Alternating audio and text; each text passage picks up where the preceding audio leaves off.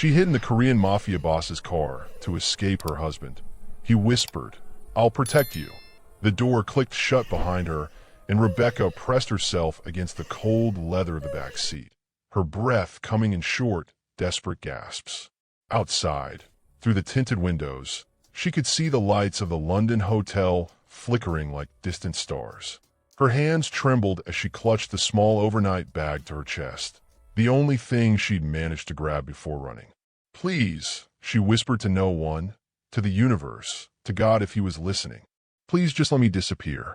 The driver's door opened. Rebecca's heart stopped. She hadn't thought anyone would come back so soon. She'd seen the car sitting alone in the corner of the parking lot, windows dark, and in her panic, it had seemed like salvation, like a hiding place where she could catch her breath and figure out what to do next.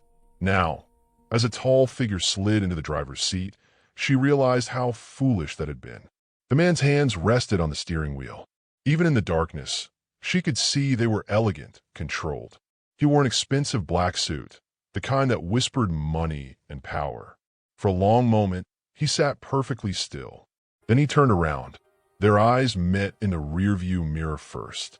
His were dark, almost black in the dim light, and they studied her with an intensity that made her want to shrink further into the seat. But there was no anger there, no violence, just a calm, measured curiosity that somehow terrified her more than rage would have. "Who are you running from?" His voice was quiet, accented, each word carefully chosen. Korean, she thought distantly. His English was perfect but shaped by another language. Rebecca opened her mouth, but no sound came out. What could she say? That she'd broken into his car like a common thief? That she was hiding from a husband who would kill her if he found her? That she had nowhere else to go? "Your hands are shaking," he observed, still watching her in the mirror. "And you have been crying." She touched her face and felt the wetness there, tears she hadn't even realized she'd shed. Her makeup was probably ruined. Marcus always hated when her makeup was ruined. He said it made her look cheap, like she didn't respect herself or him. The thought of Marcus made her stomach twist with fear. "I'm sorry," she managed to whisper. "I'll go. I just needed a moment. I didn't think anyone would. I asked you a question." His tone hadn't changed, but there was steel beneath the softness now. "Who are you running from?" Before you hear what she said next, let me tell you something. This moment, right here in this car, was about to change both their lives forever. Because the man in the front seat wasn't just anyone. He was Park Jin-hyuk, one of the most feared men in Seoul's underground. And the woman hiding in his back seat, she was about to become the only person he'd ever promised to protect. But we're getting ahead of ourselves. First, you need to understand how Rebecca ended up here, broken and bleeding on the inside, hiding in a stranger's car in the middle of a London night. If you want to know how this impossible love story unfolds, make sure you're subscribed because this is going to be a wild ride. 48 hours earlier, Rebecca's life had looked perfect from the outside. She lived in a beautiful townhouse in Kensington, wore designer clothes, and smiled at all the right parties. Her husband, Marcus Wellington, was a successful investment banker with old money connections and a smile that charmed everyone he met. When they walked into a room together, people whispered about how lucky she was. They had no idea. That morning, Rebecca had woken up alone, as usual. Marcus had already left for work without saying goodbye, also as usual. She'd lain in bed staring at the ceiling, counting the cracks in the plaster and wondering when everything had gone so wrong. They'd been married for 3 years. The first 6 months had been good. Or had they? Looking back, she couldn't remember anymore. Maybe she'd just been too hopeful to see the warning signs. She'd gotten up, showered, and dressed in the clothes Marcus had laid out for her the night before. A cream-colored blouse, tailored navy pants, nude heels. Conservative, elegant, forgettable. He said he liked her to look sophisticated, but Rebecca knew the truth. He liked her to blend in, to not attract too much attention, to not outshine him. Her phone had buzzed with a text. "Dinner party tonight. The Ashfords. Be ready by 7. Don't embarrass me. No, good morning. No, I love you. Just instructions and a warning." Rebecca had spent the day preparing. She'd gone to the salon for her hair, made sure her nails were perfect, rehearsed conversations in her head.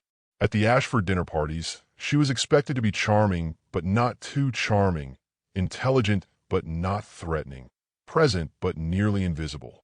It was a tightrope she'd learned to walk, though she stumbled sometimes. Marcus hated it when she stumbled. The dinner party had started well enough. Rebecca had smiled at the right moments, laughed at the right jokes, and stayed close to Marcus's side like a well-trained accessory. But then Jonathan Ashford had asked her about her photography, something she used to be passionate about before Marcus had convinced her it was a waste of time. "I heard you used to do portrait work," Jonathan had said, his kind eyes crinkling at the corners. "My daughter is looking for a photographer for her wedding. I told her you might be interested." Rebecca had felt Marcus's hand tighten on her waist, a warning. But for just a moment, she'd let herself imagine it. Going back to photography, doing something that was hers again. "I'd love to," she'd said before she could stop herself. "I mean, if she's interested, I could show her my portfolio." "Rebecca doesn't do that anymore," Marcus had interrupted smoothly, his smile never wavering even as his fingers dug in her side hard enough to bruise. "She's far too busy with our social commitments. But thank you for thinking of her, Jonathan." The conversation had moved on, but the damage was done. In the car on the way home, Marcus had driven in silence, his jaw tight. Rebecca had stared out the window, watching London blur past, and prepared herself for what was coming. They'd barely made it through the front door before he'd grabbed her arm, spinning her around to face him. "What did I tell you about accepting jobs without consulting me first? I didn't accept anything. I just said, you just said you'd love to." In front of Jonathan Ashford, making me look like a controlling husband who won't let his wife work. "Marcus, I wasn't trying to." His hand had shot out, not quite striking her, but close enough that she'd flinched. He'd seen her flinch, and something in his eyes had shifted. He'd always been careful not to leave marks where people could see. That was part of the game. "You're so ungrateful," he'd said, his voice dropping to that dangerous whisper she'd come to dread. "I give you everything. This house. This life. All I ask is that you don't humiliate me in public." "Is that so difficult?" "No," she'd whispered. "I'm sorry." "Sorry isn't good enough anymore, Rebecca." He'd walked past her then, heading upstairs, and she'd stood in the foyer of their beautiful home feeling like she was drowning. The walls seemed to close in around her. The chandelier overhead looked like a cage. She'd walked to the kitchen on autopilot, poured herself a glass of water she didn't drink, and stared at her reflection in the darkened window. Who was that woman? Where had Rebecca gone? She'd been 23 when they met, fresh out of university and trying to make it as a photographer in London. He'd been 31, sophisticated and confident, everything she thought she wanted. He'd swept her off her feet with expensive dinners and weekend trips to Paris. He'd made her feel special, chosen, like she was the only woman in the world who mattered. The control had started slowly. First, it was just advice about her clothes. Then suggestions about which friends she should spend less time with because they were bad influences. Then comments about her family, how they didn't understand their lifestyle, how it was easier if she didn't visit so often. Before she knew it, she'd been isolated, dependent, trapped. And the worst part? She'd let it happen. She'd told herself it was love. That night, lying in bed next to Marcus while he slept peacefully, Rebecca had made a decision. She couldn't do this anymore. She couldn't keep pretending. She couldn't keep shrinking herself to fit into the box he'd built for her. If she stayed, she would disappear completely. Or worse, he would escalate, and one day his hand wouldn't stop before it connected. She'd waited until his breathing was deep and even, then slipped out of bed. She'd grabbed the small bag she kept in the back of her closet, the one she'd packed months ago in a moment of clarity, knowing this day might come. Passport, cash, a change of clothes. Her old camera, the one thing she'd refused to throw away no matter how many times Marcus had told her to. She'd walked down the stairs, past the photos of their wedding day, past the life they'd built that was really just a beautiful prison. She'd opened the front door as quietly as she could, stepped out into the cold London night, and started walking. She hadn't known where she was going. She'd just known she had to move, had to put distance between herself and that house. She'd walked for what felt like hours, her heels clicking against the pavement, until she'd found herself near the Langham Hotel. That's when panic had truly set in. She had nowhere to go, No friends she could call without Marcus finding out. No family nearby. No plan beyond escape. And that's when she'd seen a car. Now, sitting in the back seat of that same car, staring at the Korean man who was still waiting for her answer, Rebecca realized she had to make another choice. Trust a stranger, or take her chances on the street. My husband, she finally said, her voice barely above a whisper. I'm running for my husband. Park Jin-hyuk turned in his seat to face her fully. In the better light, she could see him more clearly. He was probably in his mid-30s, with sharp features and an intensity in his gaze that should have frightened her, but somehow didn't. There was something about the way he looked at her, like he was really seeing her, not just looking through her the way Marcus always did. Did he hurt you? Park Jin-hyuk asked. It was such a simple question, but the way he asked it, with genuine concern rather than judgment or pity, made something in Rebecca's chest crack open. Not the way you mean, she said. But yes, in every other way that matters. Park Jin-hyuk was quiet for a long moment. Then he reached into his jacket pocket, and Rebecca tensed, but he only pulled out a phone. I'm going to make a call, he said, and then I'm going to take you somewhere safe. Is that acceptable? I don't understand. Why would you help me? You don't even know me. No, he agreed. But I know fear when I see it. And I know the look of someone who has been made small by someone who should have protected them. He spoke in Korean into the phone, too fast for Rebecca to catch any words, then ended the call. What's your name? He asked. Rebecca. Rebecca Wellington. I am Park Jin-hyuk. And I promise you, Rebecca Wellington, no one will hurt you again. The way he said it, calm and absolute, made her believe him, which was crazy because she didn't know this man. He could be dangerous. He could be worse than Marcus. But something in her gut told her to trust him. And right now, her gut was all she had. Park Jin-hyuk drove through London like he knew exactly where he was going, which was impressive considering he'd told her this was only his second time in the city. The streets were quieter now, the late hour pushing most people indoors. Rebecca sat in the back seat, her bag clutched to her chest, watching the city pass by through the tinted windows. Where are we going? She finally asked. Somewhere you can rest, Park Jin-hyuk replied. A property my associate owns. No one will look for you there. Your associate, Rebecca thought. What kind of man had associates who owned secret properties in London? But she didn't ask. She wasn't sure she wanted to know the answer yet. They pulled up to a modern apartment building in Shoreditch, all glass and steel and understated wealth. Park Jin-hyuk parked in the underground garage and came around to open her door. The gesture surprised her. Marcus never opened doors for her anymore. He said it was outdated and performative. Can you walk? Park Jin-hyuk asked, noticing how she hesitated before standing. Yes, I'm fine. Just tired. It was more than tired. She was exhausted in a way that went bone deep, the kind of exhaustion that came from years of being on guard, of watching every word, of making herself smaller and smaller until she wasn't sure there was anything left. They took the elevator to the 10th floor. Park Jin-hyuk didn't speak, but his presence was somehow comforting. He stood between her and the elevator doors, a subtle positioning that felt protective rather than possessive. The difference mattered. The apartment was beautiful. Minimalist, clean lines, floor-to-ceiling windows overlooking the city. It looked like a place from a magazine, the kind of space that cost more per month than most people made in a year. The bedroom is through there, Park Jin-hyuk said, pointing to a hallway. There is food in the kitchen. Use whatever you need.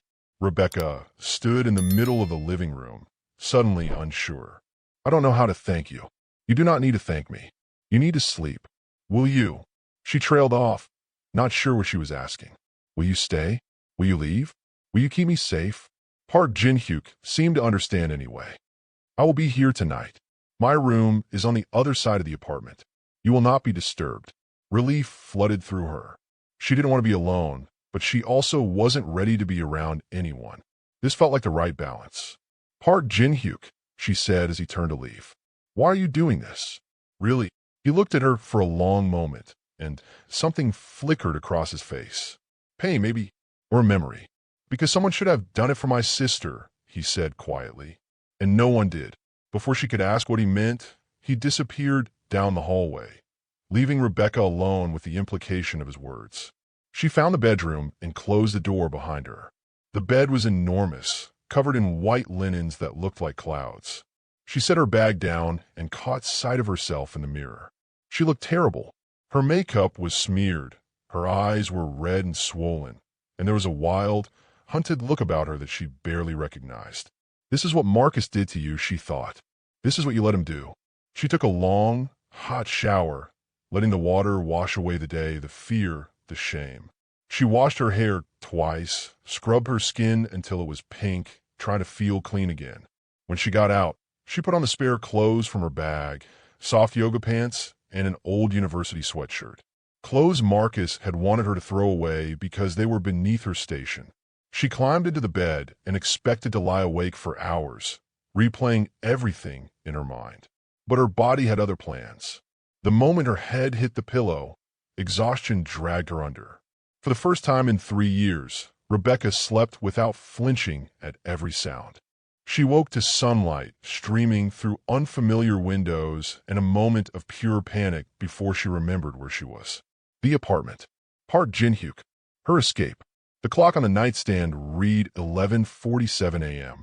She'd slept for almost 12 hours. Rebecca got up and ventured out of the bedroom cautiously.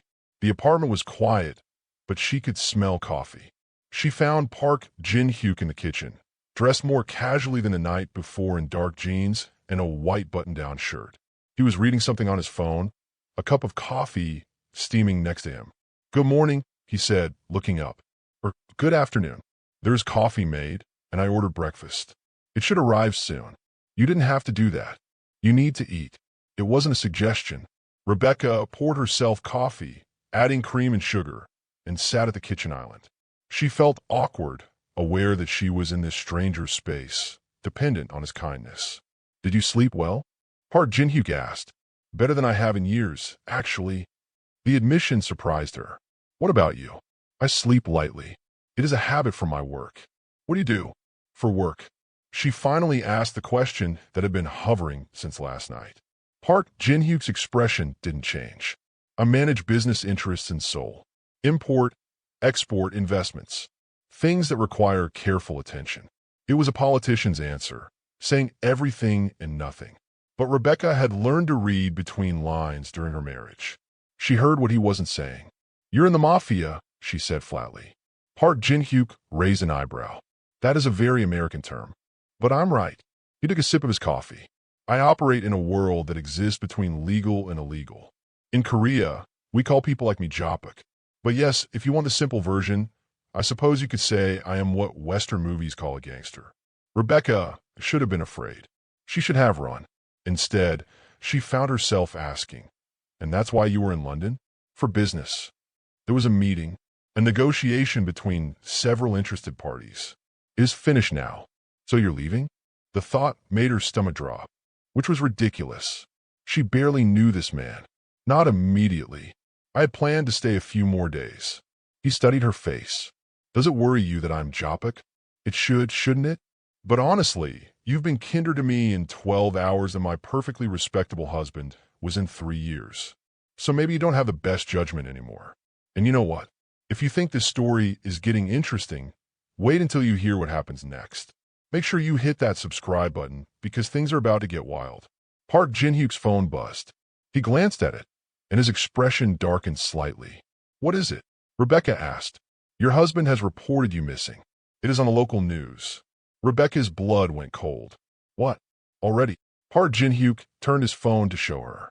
There was Marcus, looking devastated, giving an interview outside their townhouse. The headline read, "Investment banker's wife missing. Husband fears foul play." "Foul play," Rebecca said bitterly. "He's making it sound like I was kidnapped. He is establishing a narrative," Park Jin-hyuk observed. "Creating a story where he is the concerned husband rather than the reason you ran. He's going to look for me." "Yes, which is why you cannot go back to places you know. No friend houses. No family. Nowhere he would expect. I don't have anywhere else. I gave up all my friends when I married him. My family is in Birmingham, but he'll have someone watching them." Park Jin-hyuk was quiet for a moment. Then he said, "You could come to Korea." Rebecca stared at him. "What?" "I return to Seoul in 4 days." You could come with me. Start a new life where your husband cannot find you. I can't just run away to Korea. I don't speak the language. I don't know anyone there except you. And I barely know you. All true, Park Jin-hyuk agreed. But you would be safe. And safety is worth more than comfort. Before Rebecca could respond, the doorbell rang. Park Jin-hyuk rose smoothly, checking his phone. That is breakfast. Stay here. He disappeared toward the front door, and Rebecca sat at the kitchen island, her mind spinning. Cordell. It seemed insane. But then again, hiding in a stranger's car had seemed insane too. And look where that had gotten her. Park Jin-hyuk returned carrying several bags of food. He unpacked them methodically, revealing a spread that made Rebecca's stomach growl. Pastries, fruit, eggs, toast, juice. I did not know what you liked, he said. So I ordered many options. They ate in companionable silence for a while. Rebecca tried a croissant and nearly moaned at how good it tasted. She couldn't remember the last time she'd eaten something just because she wanted to, not because Marcus had deemed it appropriate for her diet. Can I ask you something? She said eventually. Yes. Last night, you mentioned your sister. What happened to her? Park Jin-hyuk's jaw tightened almost imperceptibly. She was married to a man who hurt her. I was young, still learning the family business. I did not see the signs until it was too late. One night, he went too far. She did not survive. Oh my God. Park Jin-hyuk, I'm so sorry. I made a promise at her funeral. I promised I would never ignore those signs again. When I saw you in my car last night, I saw her. The same fear. The same desperation to escape. Rebecca felt tears prickling her eyes. That's why you helped me. Yes. And also because it was the right thing to do. They finished breakfast, and Park Jin-hyuk cleaned up while Rebecca processed everything. This man, this Korean mobster who should have terrified her, had lost his sister to domestic violence. No wonder he'd been so quick to help. I need to think about Korea, she said finally. It's a big decision. Of course. You have time. But Rebecca, you should know that your husband is not going to give up easily. Men like him do not like losing things they consider theirs. I know. She'd always known that leaving would be the dangerous part. Marcus didn't care about her, not really. But he cared about control.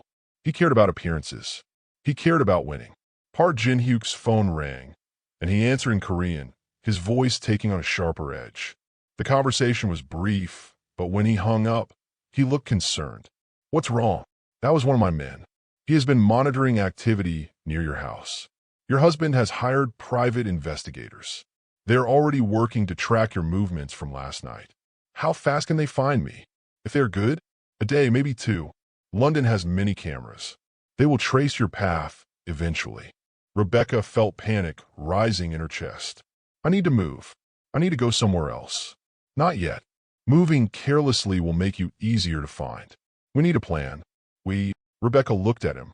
Park Jin-hyuk, you've done enough. You don't need to get more involved in this. He met her gaze steadily. I made you a promise. I intend to keep it. But this could be dangerous for you. What if Marcus finds out you're helping me? What if he... Rebecca. His voice was gentle but firm. I'm not afraid of your husband, and you should not be afraid to accept help. She wanted to argue, but the truth was she needed help. She couldn't do this alone, and somehow, despite everything, she trusted this man she'd known for less than 24 hours more than she'd trusted anyone in years. Okay, she said quietly. What do we do? Park Jin-hyuk pulled out his laptop and opened it on the kitchen counter. First, we monitor the investigation. I have people who can access information. We will know what your husband knows. Second, we establish your options. Korea is one possibility, but there are others. Third, we make sure you're never alone and vulnerable. You make it sound like a military operation. In some ways, it is. Your husband has resources. We need better ones. Over the next few hours, Park Jin-hyuk made calls and worked on his computer while Rebecca tried to process her new reality. She was in hiding. She was planning to potentially flee the country. She was putting her trust in a man who admitted he was part of organized crime. Her life had become completely surreal. Around 3 in the afternoon, one of Park Jin-hyuk's associates arrived.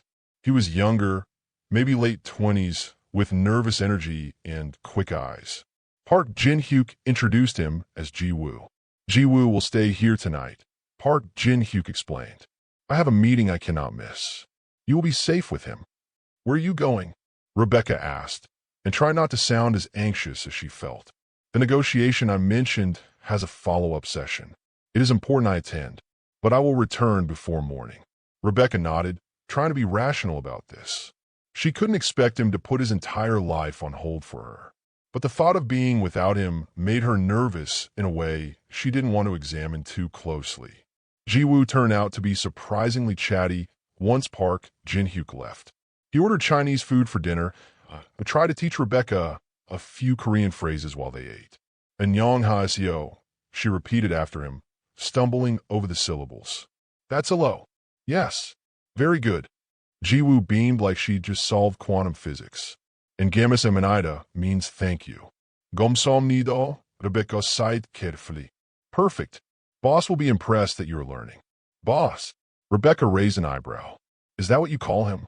Ji-woo looked uncomfortable, like he'd said something wrong. Park Jin-hyuk, it is respectful. You don't have to be nervous around me, Ji-woo. I'm not going to report your word choices to anyone. He relaxed a bit. I'm not used to this. Boss.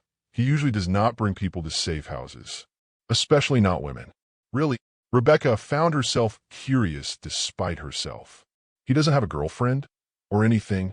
No girlfriend. He is married to work, he says. Since his sister died, he is very focused, very serious. Rebecca thought about that. Park Jin-hyuk couldn't be more than 35 or 36. That was young to have given up on relationships entirely. But she understood the impulse. After trauma, sometimes it felt safer to be alone. They watched a British baking show on TV, which Ji-woo found hilarious for reasons Rebecca couldn't quite understand. But his laughter was infectious, and she found herself genuinely smiling for the first time in days. Around midnight, her phone buzzed. She turned it back on to check if her family had tried to contact her, despite knowing it was risky. There were 17 missed calls from Marcus and dozens of texts. She didn't read most of them, but the last one made her blood run cold. I know you think you can hide from me. You can't. You're my wife. You belong to me. Come home now, and I'll forgive this little episode. Make me come find you, and you'll regret it. Her hand started shaking. Ji-woo noticed immediately. What is wrong? My husband. He's threatening me. Ji-woo took the phone gently from her hands and read the message. His expression hardened. I will tell boss. You should turn this off again. They can track it. I know. I just wanted to see if my mom tried to call. Did she? No. Marcus has probably told her some story about why I left. She'll believe him. She always does. The bitterness in her voice surprised even her. Ji-woo handed back the phone. Family is complicated. Sometimes the people who should protect us do not. But boss, he will protect you. He keeps his promises.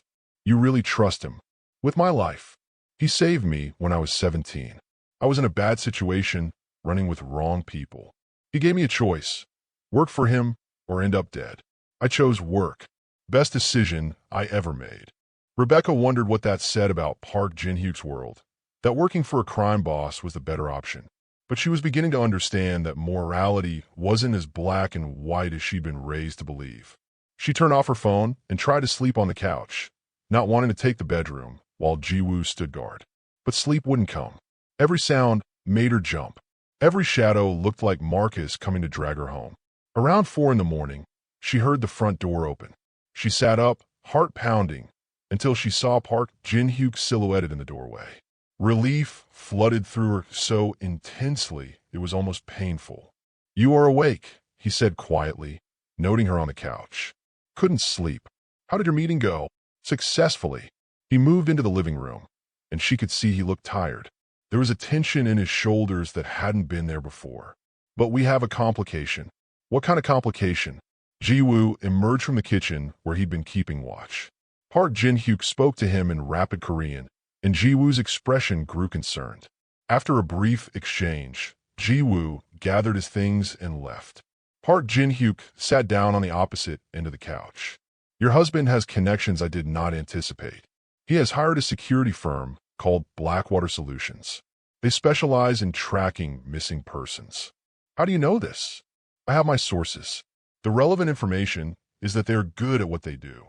They have already traced your movements to the Langham Hotel. They will find the parking garage footage soon. Rebecca's stomach dropped. They'll see me getting into your car. Yes.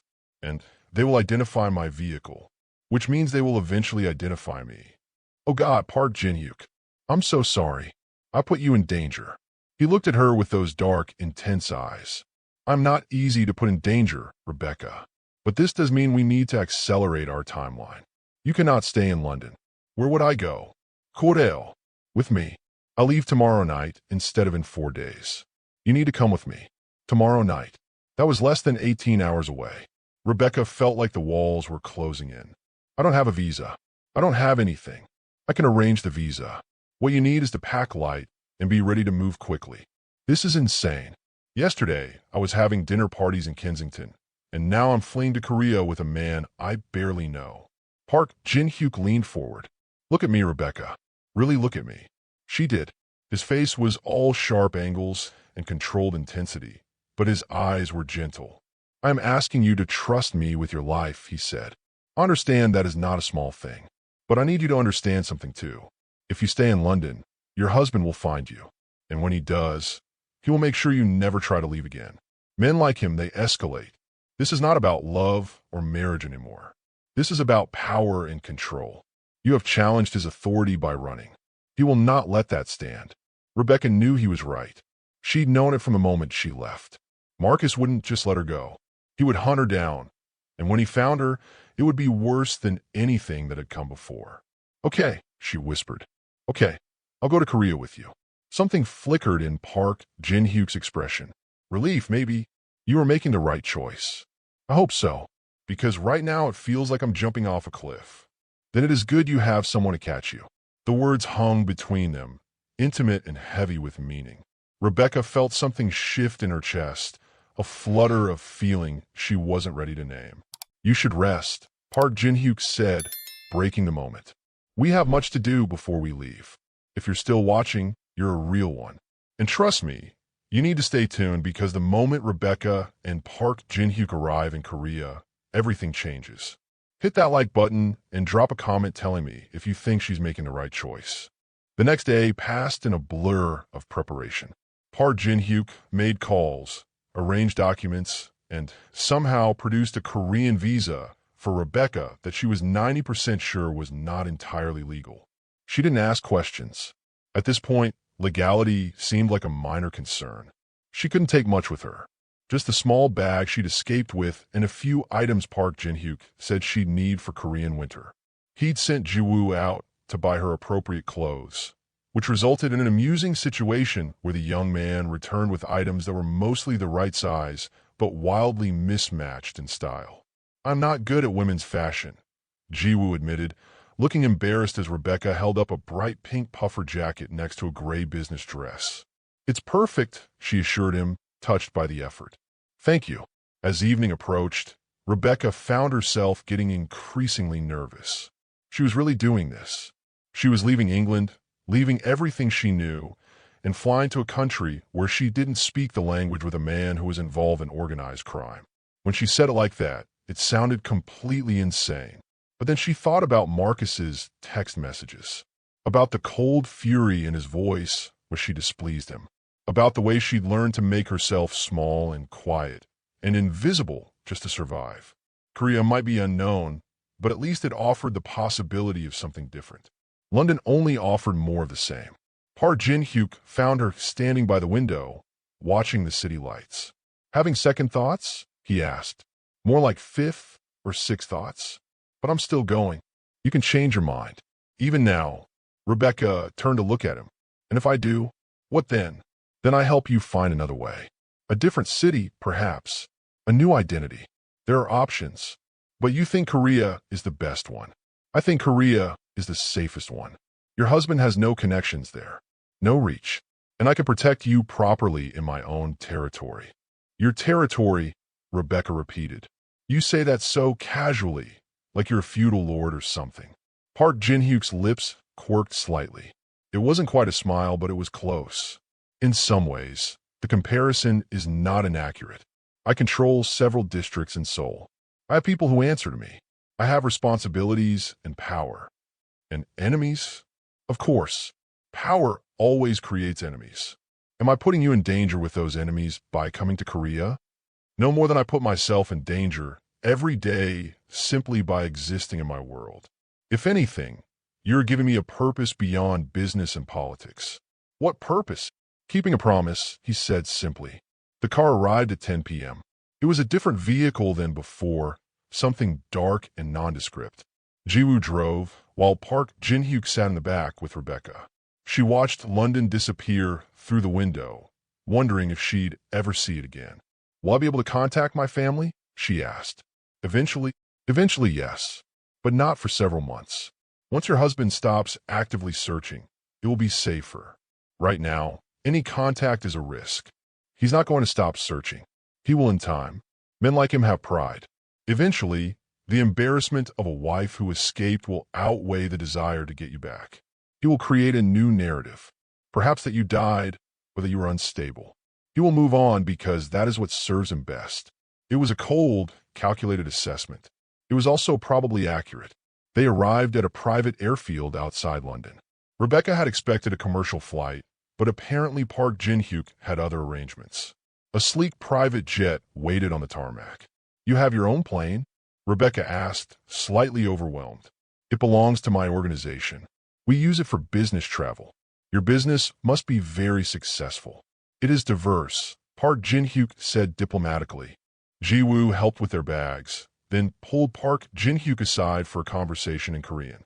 Rebecca couldn't understand the words, but she could read body language. Jiwoo looked worried. Park Jin-hyuk looked resolute. When they finished, Jiwoo came over to Rebecca and bowed slightly. Safe travels, Rebecca SSI. Boss will take good care of you. Thank you, Jiwoo, for everything. Gamas Emanida, he said with a grin, reminding her of the phrase he'd taught her. Gamas Emanida, she repeated, and his grin widened. The plane was absurdly luxurious inside. Leather seats, a small bedroom in the back, a full bar and kitchenette. Rebecca had never seen anything like it. Make yourself comfortable, Park Jin-hyuk said. It is a long flight. 11 hours. Rebecca chose a seat by the window and buckled in. As the plane taxied down the runway, she felt her heart pounding. This was it, the point of no return. The plane lifted off, and she watched England grow smaller beneath them until it disappeared into clouds and darkness. She was really leaving. She was really doing this. Park Jin-hyuk settled into the seat across from her. Would you like something to drink? To eat? Maybe just water. He got her water from the kitchenette, then sat back down. The cabin lights were dimmed, creating an intimate atmosphere that made Rebecca hyper-aware of every movement he made. Can I ask you something? She said after a long silence. Always. Why do you do this? The Jopic thing. You seem like you could do anything. Why choose that life? Park Jin-hyuk considered the question carefully. I was born into it. My father was a leader in Seoul's underground before he died. I had a choice when I turned 18. Take his place or walk away. If I walked away, everything he built would go to his rivals. All the people who depended on our family would be left vulnerable. So you chose duty over freedom, in a way. But I also chose power over helplessness.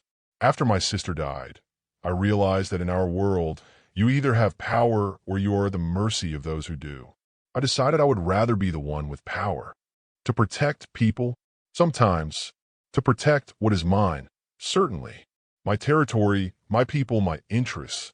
It is not always noble, Rebecca. I'm not a hero. You were to me, she said quietly. That night in the car, you were exactly what I needed.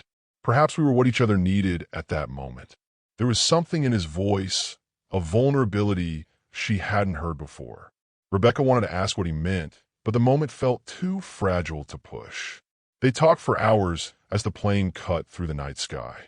Park Jin-hyuk told her about Seoul, about the neighborhoods she'd be living in, about the food and the culture. He taught her more Korean phrases, patient when she butchered the pronunciation.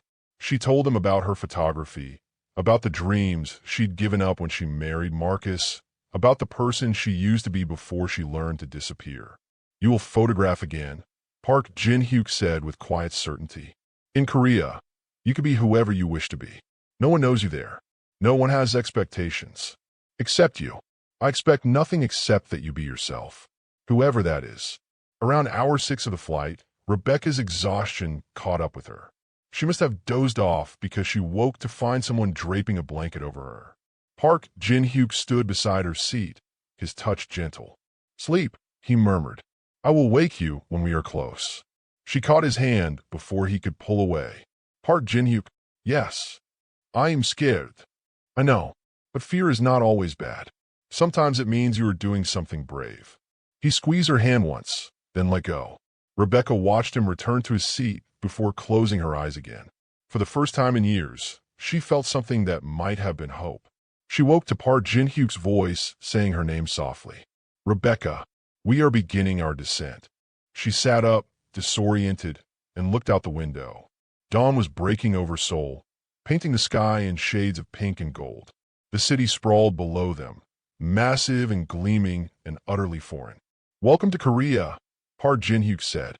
Incheon Airport was overwhelming. Even at dawn, it bustled with people. Park Jin-hyuk guided her through customs with a hand on her lower back, steady and reassuring. No one questioned her visa. No one looked at her twice. She was just another traveler arriving in a new country. Outside, a black car waited. The driver bowed to Park Jin-hyuk and spoke in rapid Korean. Park Jin-hyuk responded, then opened the door for Rebecca. Seoul was beautiful in the early morning light. Modern skyscrapers stood beside traditional buildings with curved roofs. The streets were already filling with people despite the early hour. Everything moved with an energy that felt alive, vibrant, completely different from London's reserved pace. "What do you think?" Park Jin-hyuk asked, watching her take it all in. "It's incredible and terrifying, and I have no idea what I'm doing here." "You're starting over. That is what you're doing." They drove through several neighborhoods before pulling up to a high-rise building in what Park Jin-hyuk explained was Gangnam. The apartment he brought her to was on the 20th floor, all floor-to-ceiling windows and minimalist design. It looked expensive in a way that made Rebecca nervous. "This is too much," she said. "I can't afford a place like this." "You're not paying for it." "I am." "Park Jin-hyuk, I can't let you. Consider it part of my promise. You need a safe place to live." "This is safe. My men watch this building. No one gets in without my knowledge." Rebecca walked to the windows and looked out over Seoul.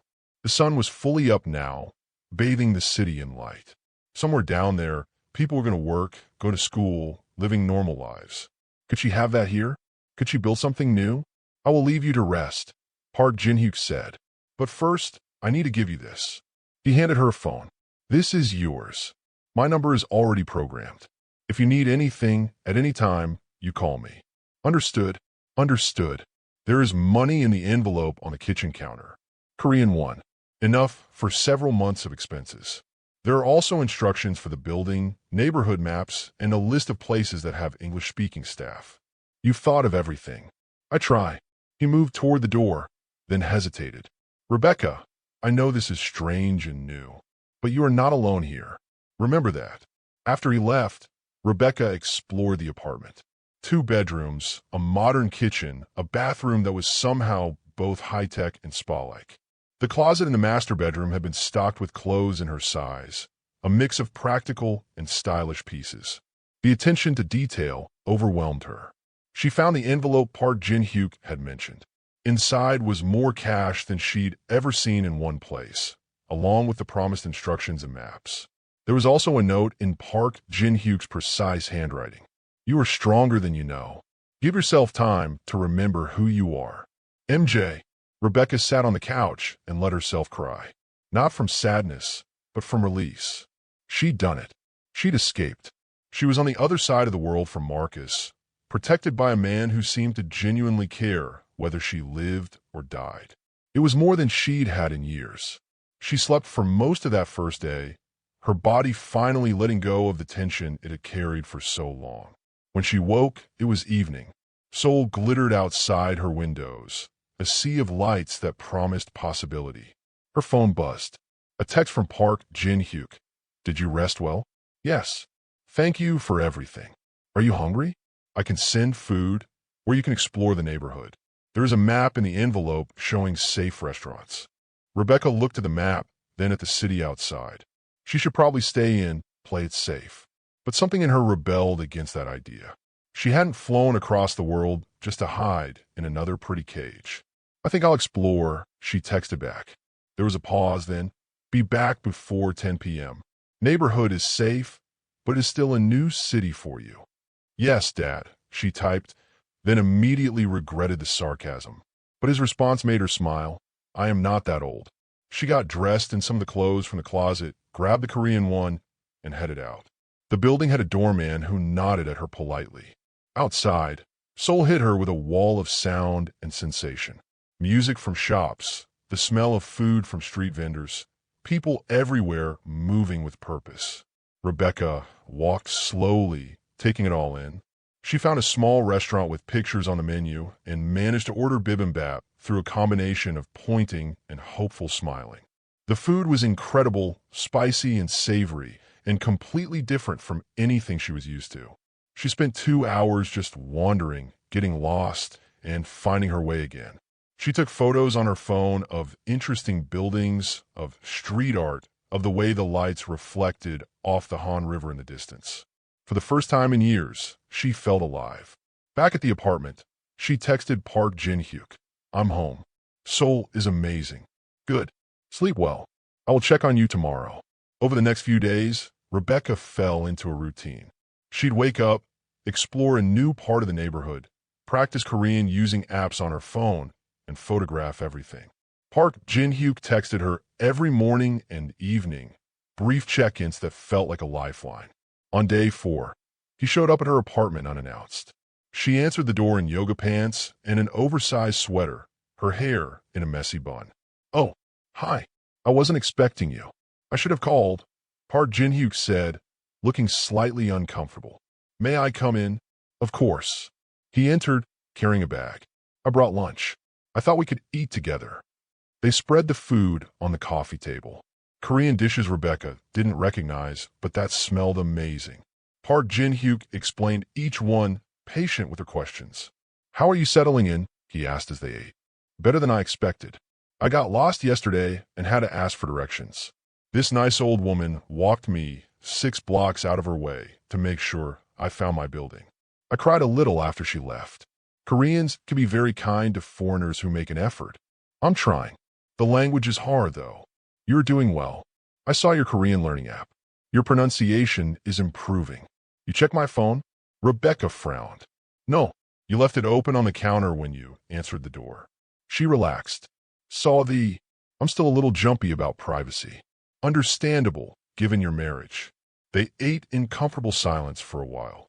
Then Park Jin-hyuk said, I came to tell you something. Your husband has stopped the investigation. Rebecca's head snapped up. What? What? Because my people made it clear that continuing would be unwise. We may have implied that you were under the protection of very dangerous individuals.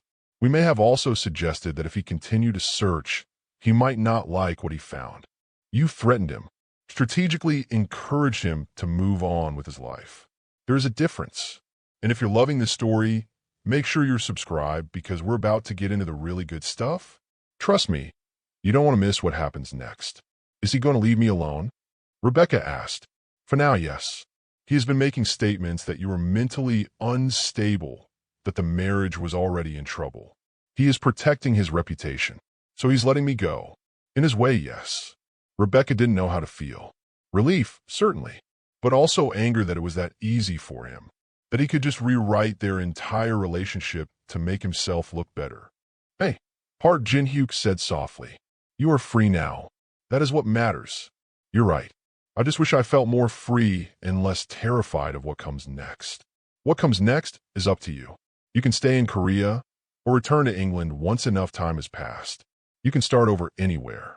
You have options now. What if I want to stay here? Something flickered in Park Jin-hyuk's expression. Then you stay. I will help you build a life here. Why are you doing all this? Really, Park Jin-hyuk, you've gone so far beyond what anyone would expect. You're protecting me, supporting me, checking on me every day. Why? He was quiet for a long moment, his dark eyes studying her face. At first, It was about my sister, about the promise I made. But now, he paused, seeming to choose his words carefully. Now it is because I want to, because when I am with you, I remember what it feels like to care about something beyond business and territory and power. You make me feel human again. Rebecca's breath caught. The confession hung between them, vulnerable and honest in a way that made her chest ache. I care about you too, she admitted, which is probably crazy considering we've known each other for less than a week. But I do. It is not crazy. Sometimes the truest connections happen quickly because they are meant to happen. He reached across the table and took her hand. His touch was warm, steady, grounding. Rebecca looked down at their joined hands, at the contrast of his skin against hers, and felt something shift inside her. Something that felt like falling, but in the best possible way. I should go, Park Jin-hyuk said, though he didn't move. I have meetings this afternoon. Can I ask what kind of meetings? The kind where I convince people that cooperation is better than conflict. Nothing dangerous, if that is what worries you. Everything about your life seems a little dangerous. Perhaps, but I'm very good at managing risk. He stood, reluctantly releasing her hand. I will see you soon. After he left, Rebecca sat by the window and watched Seoul move beneath her. She was falling for him. It was probably a terrible idea. He was a crime boss. He lived a life where violence was always a possibility. He operated in a world she didn't understand. But he'd also saved her, protected her, seen her when she'd felt invisible for years. And when he looked at her, she didn't feel broken or damaged. She felt whole. Over the next 2 weeks, Park Jin-hyuk visited more frequently. Sometimes he brought food. Sometimes he just showed up to walk with her around the neighborhood. He introduced her to his favorite restaurants, taught her more Korean, and patiently answered her questions about Korean culture. He also introduced her to some of his people, not his criminal associates, but the people who worked in his legitimate businesses. A woman named Soo Jin who managed one of his restaurants and immediately adopted Rebecca, like a little sister. An older man named Mr. Park who owned a bookstore and started recommending English novels for her to read. You are building me a life here, Rebecca said one evening as they sat in a cafe near her apartment. I'm giving you options, Park Jin-hyuk corrected. You are building the life yourself. I couldn't do it without you. Yes, you could. You are stronger than you think. I'm starting to believe that. Actually, I've been thinking about something. She pulled out her phone and showed him photos she'd been taking around Seoul. Street scenes, portraits of people she'd asked permission to photograph, moments of light and shadow that caught her artistic eye. These are beautiful, Park Jin-hyuk said, scrolling through them with genuine interest. You have talent. I want to start doing this seriously again. Photography. Maybe even try to sell some prints or do portrait sessions. Then you should. I know gallery owners who might be interested in your work. I don't want to use your connections like that. I want to do it on my own. Park Jin-hyuk smiled, a real smile that transformed his usually serious face. That is very admirable. But accepting help is not the same as being dependent. You can do this on your own and still let people support you. It was a lesson Rebecca was still learning. That accepting help didn't make her weak. That depending on someone didn't mean losing herself. That same week, Soo Jin invited her to a women's gathering at the restaurant. Rebecca almost said no, nervous about meeting new people, but forced herself to go. The women were welcoming, curious about the foreign woman who'd appeared in their neighborhood. Some spoke English, others didn't, but they communicated through smiles and gestures in Rebecca's improving Korean. One of the women, an older lady named Mrs. Kim, took Rebecca's hands and said something in Korean. Soo Jin translated. She says you have sad eyes, but a strong spirit. She says Seoul will be good for you. Rebecca felt tears prickling. Gamasumanida, she said to Mrs. Kim, who patted her cheek affectionately. She was building a community. Slowly, carefully, but genuinely.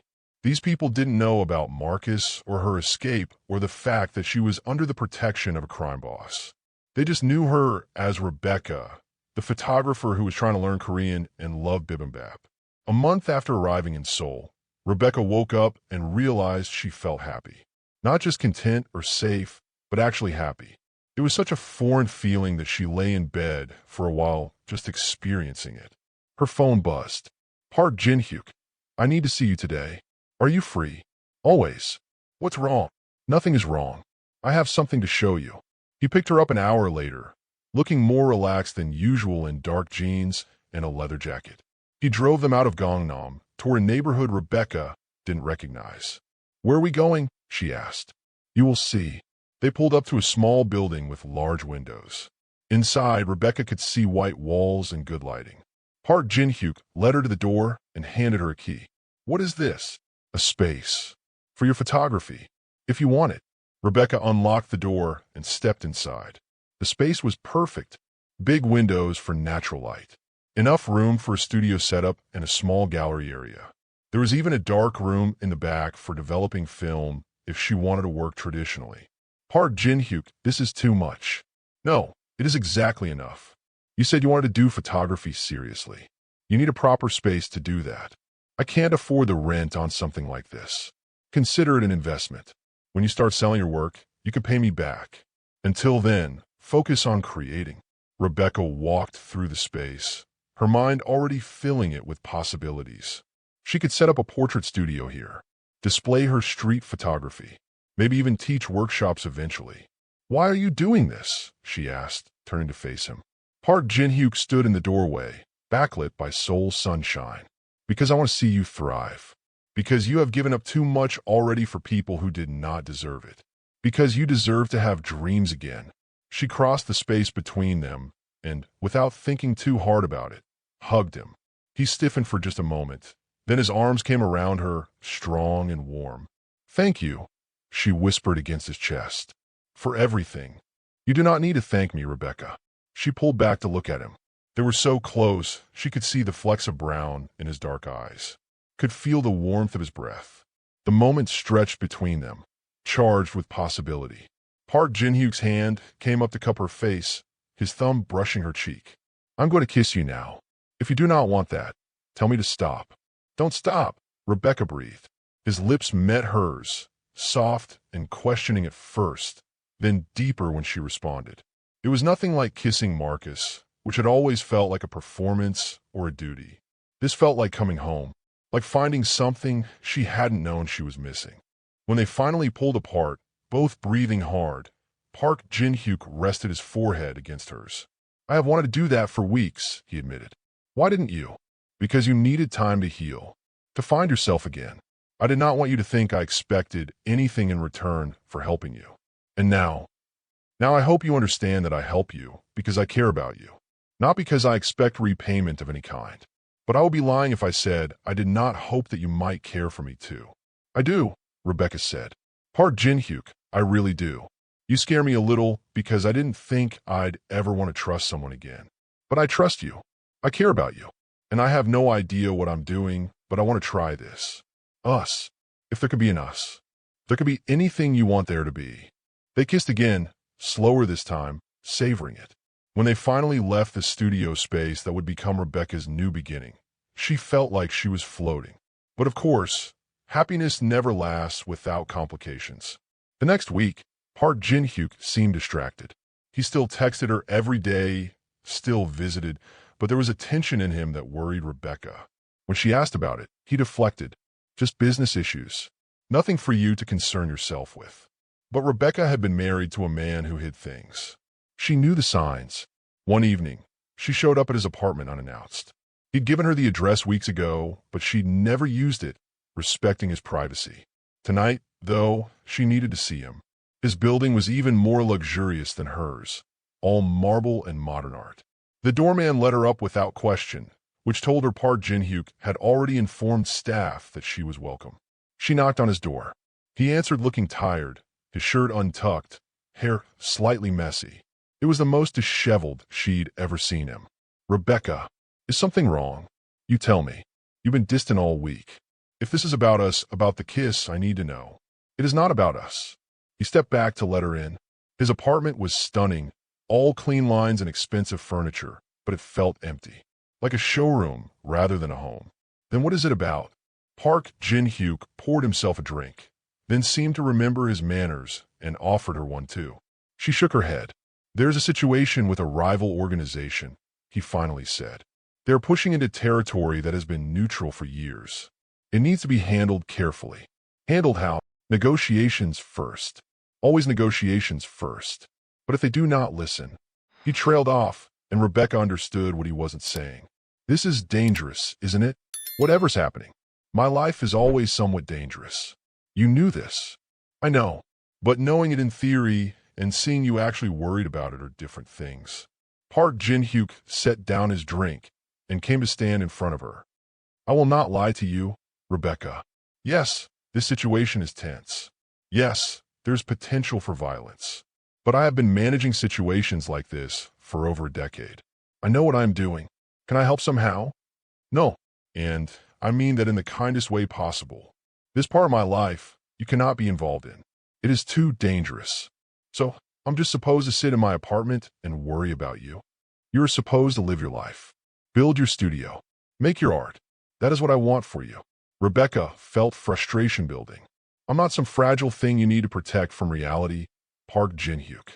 If we're going to try to make this work between us, I need to understand your world. My world is ugly sometimes. I do not want that ugliness to touch you. It's a little late for that. My entire marriage was ugly. I've seen ugly. I can handle it. They stared at each other, the tension thick between them. Finally, Park Jin-hyuk sighed. There's a meeting tomorrow night. The rival organization and mine. We will try to reach an agreement about territory rights. If the meeting goes well, the situation resolves peacefully. If it goes poorly, he didn't finish the sentence. I want to understand what you do. All of it. Why?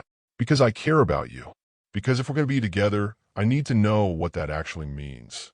Park Jin-hyuk looked at her for a long moment, conflict clear on his face. Then he nodded slowly. All right, tomorrow night. You can come to the meeting location, but you stay in the car with one of my men. You observe from a distance. That is the compromise. Deal. He pulled her close, wrapping his arms around her. You are either very brave or very foolish. Maybe both, Rebecca said against his chest.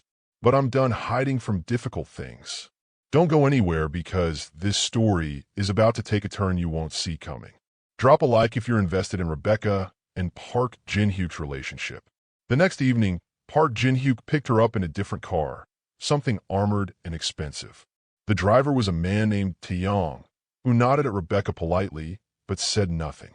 They drove to an area near the Han River, to what looked like an abandoned warehouse. Several other cars were already there. Men in dark suits stood outside, smoking and talking in low voices.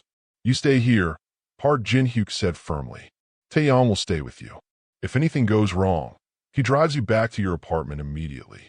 Understood. Understood. Be careful. He touched her face briefly, then got out of the car. Rebecca watched him walk toward the warehouse, his posture confident and commanding. Other men greeted him with bows. Even from a distance, it was clear he commanded respect. He is a good leader, Taeyong said quietly. It was the first time he'd spoken. Fair, but strong. His men are loyal because he is loyal to them. How long have you worked for him? 8 years. He took me in when I had nothing. Gave me purpose. Taeyong glanced at her in the rear-view mirror. He does not usually bring women into his world. You must be very special to him. I hope so. They waited. Rebecca watched the warehouse, her stomach tight with anxiety. What was happening in there? Was Park Jin-hyuk safe? The not knowing was torture. About 30 minutes in, raised voices carried from a building. Then shouting. Rebecca's heart started racing. What's happening? She asked Taeyong. Negotiations are tense. This is normal. But he'd tense too, his hand moving towards something under his jacket. A gun, Rebecca realized with a jolt. More shouting. Then a sound that made Rebecca's blood run cold. A gunshot. Get down, Taeyong barked, and Rebecca dropped to the floor of the car just as the warehouse doors burst open. Men poured out, some running, some taking cover. More gunshots cracked through the night air. Rebecca couldn't see anything from the floor of the car, but she could hear everything. Shouting in Korean. More gunshots. The sound of cars starting. Her whole body shook with fear. Park Jin-hyuk, she whispered. Please be okay. Stay down, Taeyong commanded, his gun now drawn, his eyes scanning the chaos outside. It felt like hours, but was probably only minutes. Then a hand yanked the car door open. Rebecca screamed, but it was Park Jin-hyuk, breathing hard, a cut above his eyebrow, bleeding down his face. "Drive," he told Taeyong. "Now." They peeled out of the parking lot, other cars following. Park Jin-hyuk held Rebecca as she sat up, her whole body trembling. "Are you hurt?" she asked, reaching for his face. "It is nothing. A graze. Are you all right?" "I'm fine." "What happened?" "The negotiations failed. The rival leader tried to have me killed during the meeting. His own men stopped him because they disagreed with the tactic. Now there will be a war unless we can broker peace quickly." He said it so calmly, like he was discussing the weather. Rebecca stared at him. This man who just survived an assassination attempt, who was bleeding on her, who operated in a world where violence was just business. "This is your life," she said quietly. "This is what it means to be with you. Yes. And if you want to walk away, I will understand. I will make sure you are safe and set up, but I will not blame you for choosing something easier." Rebecca thought about it, really thought about it. She could walk away, go back to England eventually, or stay in Korea, but away from Park Jin-hyuk's world. Build a safe, quiet life where she didn't have to worry about gunfights and territory wars. But that would mean losing him, and she'd already lost too much. "I'm not walking away," she said firmly. "But we need to establish some ground rules. You don't get to shut me out when things get dangerous. You tell me what's happening. You let me make informed decisions about my own safety." Park Jin-hyuk looked surprised. "You want to stay? Even after seeing this?" "Yes, you beautiful, frustrating, dangerous man. I want to stay. With you." He kissed her then, hard and desperate, tasting like adrenaline and fear and relief. When they broke apart, he was smiling. "You are insane," he said. "Probably. But so are you for wanting to be with me. That is fair." Back at his apartment, Rebecca cleaned the cut on his face while he made phone calls in Korean, managing the fallout from the failed meeting. She understood maybe one word in 10, but she could hear the authority in his voice, the way he took control of a chaotic situation. When he finally ended the calls, she was waiting with a drink and ice for his bruised knuckles. "So what happens now?" she asked. "Now we prepare for the possibility of conflict while trying to avoid it. I have allies reaching out to the rival factions, reasonable members. If we can isolate their aggressive leader, we might prevent all-out war. And if you can't, then things will get worse before they get better." Rebecca nodded. She'd asked to understand his world, and now she did. It was dangerous and complicated and morally gray, but it was also fiercely loyal, built on codes of honor that mattered to the people who lived by them. "I need to tell you something," she said. "I got an email yesterday from a gallery in Hongdae. They want to show my photographs. 10 pieces for a group exhibition." Park Jin-hyuk's whole face lit up. "Rebecca, that is wonderful. Why did you not tell me immediately?" "Because you were dealing with the meeting situation and I didn't want to bother you with my small victories." "Your victories are never small. Never think that." He pulled her close. "When is the exhibition?" "In 6 weeks. I need to prepare the prints, frame them, write descriptions. You will be magnificent. I want to be there at the opening. Even if you're dealing with a gang war, especially then, you are what matters, Rebecca. Not territory or power or any of it. You." She believed him, and that was everything. The next 6 weeks were chaotic. Rebecca worked obsessively on her exhibition pieces, capturing Seoul through her lens. Street vendors at dawn, old women praying at temples. The contrast of ancient and modern. She developed a series she called Finding Home that traced her journey from fear to freedom. Meanwhile, Park Jin-hyuk navigated the political fallout from the failed meeting. True to his word, he kept her informed. Some of it was scary. There were incidents, minor violence, property damage, threats, but there was also progress. Moderate leaders from the rival faction reached out, tired of their aggressive boss's tactics. 3 weeks before Rebecca's exhibition, the situation came to a head. The rival leader, a man named Kwon, made a direct threat against Park Jin-hyuk's territory. It was the kind of challenge that couldn't be ignored. "I need to meet with him," Park Jin-hyuk told Rebecca. "One-on-one. No weapons, neutral territory, witnesses from both sides." That sounds incredibly dangerous. It is, but it is also the only way to end this without more bloodshed. Then I'm coming with you. Absolutely not. Not to the meeting itself. But I'll be there nearby. Like last time. Park Jin-hyuk started to argue, then stopped. You're not going to back down on this, are you? Nope. We established ground rules, remember? You don't shut me out. You are going to be the death of me, woman. Hopefully not literally. The meeting was set for a traditional tea house in Insadong. Park Jin-hyuk went in alone while Rebecca waited in a cafe across the street with Taeyong and two other guards. She could see the tea house entrance from where she sat, her hands wrapped around a coffee she wasn't drinking. This time, there were no gunshots. No chows. Just two men talking for nearly 2 hours. When Park Jin-hyuk finally emerged, he looked exhausted but relieved. In the car, he explained, Kwon agreed to respect the neutral territories. In exchange, we give him a legitimate business opportunity that will make him more money than territory war ever could. His own men were pressuring him to accept. No one wanted more violence. So, it's over? For now. In this world, peace is always temporary. But we have bought time, and time is valuable. Rebecca sagged with relief. Good, because I need you alive and well for my exhibition opening. I will not miss it for anything. And if you're still watching, you're a real one. Hit that subscribe button, because we're heading into the most beautiful part of this story. The exhibition opening was everything Rebecca had dreamed of and more. The gallery in Hongdae was packed with people, a mix of locals and foreigners, art students and collectors. Her photographs lined the walls, telling the story of a woman finding herself in a foreign city. Park Jin-hyuk arrived exactly on time, dressed in a sharp suit, looking every inch the successful businessman rather than the crime lord. He brought flowers and stood beside her as people examined her work.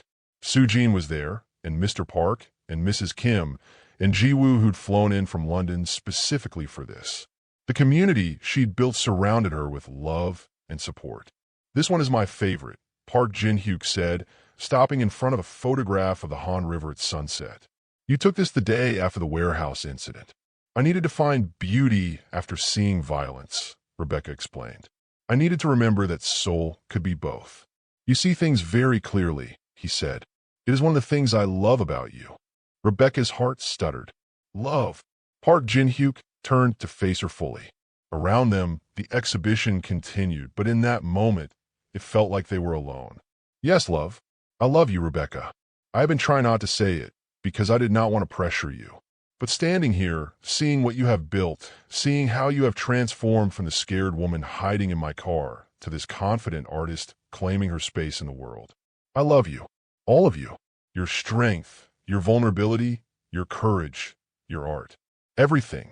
Tears streamed down Rebecca's face. Happy tears, the kind she'd thought she'd forgotten how to cry. I love you too, she whispered. You saved me, Park Jin-hyuk. Not just for Marcus, but for myself. You showed me I could be strong and soft at the same time. That I could accept help and still be independent. That I could love again without losing myself. He kissed her there in the middle of the gallery, and people around them applauded. Rebecca laughed against his lips, feeling lighter than air. The exhibition was a success. 3 of her pieces sold that night. A photography magazine wanted to interview her. An art school asked if she'd be interested in teaching workshops. After everyone left, Park Jin-hyuk and Rebecca walked through Hongdae hand in hand, watching the neighborhood come alive with nightlife. Do you ever regret it? Park Jin-hyuk asked. Leaving London? Running away with a stranger? Not for a second. Do you regret helping me? Never. You're the best decision I have made in years. They stopped on a bridge overlooking the Han River, the same view Rebecca had photographed dozens of times. Seoul spread out around them, alive and vibrant and full of possibility. I have something to ask you, Park Jin-hyuk said, and I want you to think carefully before you answer. Okay, move in with me. Not because you need protection or because I'm taking care of you, but because I want to wake up next to you. I want to come home to you. I want to build a life with you, not just support you building one alone. Rebecca's heart raced. It was a big step. She'd only been in Seoul for 3 months. But then again, she'd made bigger leaps on less certainty. Yes, she said. Yes, I'll move in with you. His smile was radiant. You do not want to think about it. I've been thinking about it for weeks. I was just waiting for you to ask. They kissed again, and Rebecca thought about the journey that had brought her here. From a parking lot in London, terrified and broken, hiding in a stranger's car, to a bridge in Seoul, in love and free, building a life she'd never imagined possible. "Thank you," she said against Park Jin-hyuk's chest. "For what?" "For keeping your promise. For protecting me."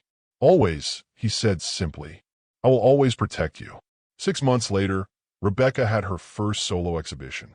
A year later, she was teaching photography workshops to Korean women.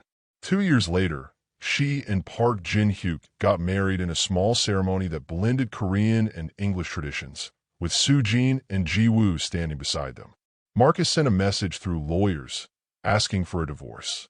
Rebecca signed the papers without hesitation and never looked back. Her family eventually reached out, cautiously rebuilding a relationship on Rebecca's terms. They visited Seoul and met Park Jin-hyuk, who charmed them with his quiet courtesy and obvious devotion to their daughter. Park Jin-hyuk's business evolved. He started shifting more resources into legitimate enterprises, still maintaining his territory, but with less violence, more strategy. He told Rebecca she made him want to be better, to build something that wouldn't require constant fighting to maintain. They built a life together that was sometimes complicated, occasionally dangerous, but always filled with love. Rebecca never forgot where she came from, and she used her story to help other women escape abusive situations, funding shelters and support programs through her photography sales. Seoul became home in a way London never had been. Korea welcomed her, and she welcomed it back, learning the language, embracing the culture, finding her place in a city that had given her everything.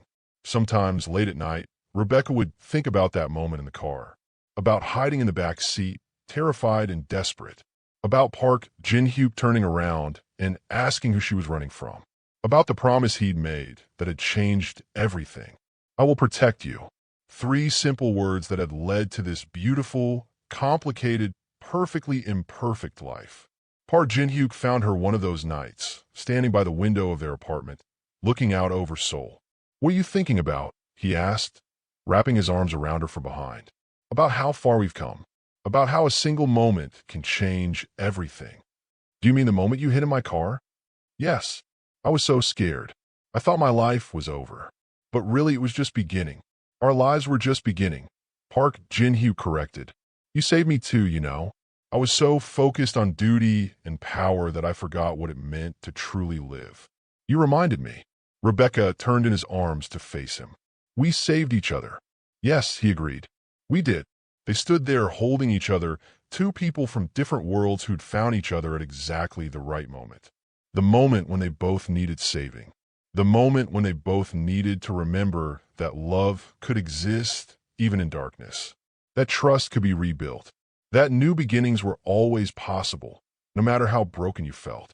Seoul sparkled outside their window, a city of lights and possibility. Somewhere out there, someone else was probably hiding, probably scared, probably thinking their life was over. Rebecca hoped they'd find their own Park Jin-hyuk, their own moment of salvation, their own whispered promise that everything would be okay. Because sometimes, all it takes is one person seeing you when you're invisible. One person choosing to protect you when you're vulnerable. One person keeping their promise even when it costs them something. Sometimes, all it takes is hiding in the right car at the right moment. And if you've made it all the way to the end of this story, you're amazing. Thank you so much for being here. If you loved Rebecca and Park Jin-hyuk's journey from that terrifying night in London to their beautiful life in Seoul, make sure you hit that subscribe button. We've got so many more incredible stories coming your way. Stories about love found in unexpected places, about courage in the face of fear, about people who refuse to give up even when everything seems impossible. Drop a comment and tell me what you think. Would you have gotten that car? Would you have trusted Park Jin-hyuk? Would you have flown across the world for a chance and new life? And remember, no matter where you are in your journey, no matter how dark things might seem, there's always possibility. There's always hope. There's always the chance that tomorrow could be the day everything changes. Thank you for watching, and I'll see you in the next story. Until then, stay strong, stay brave, and never stop believing in new beginnings. The end.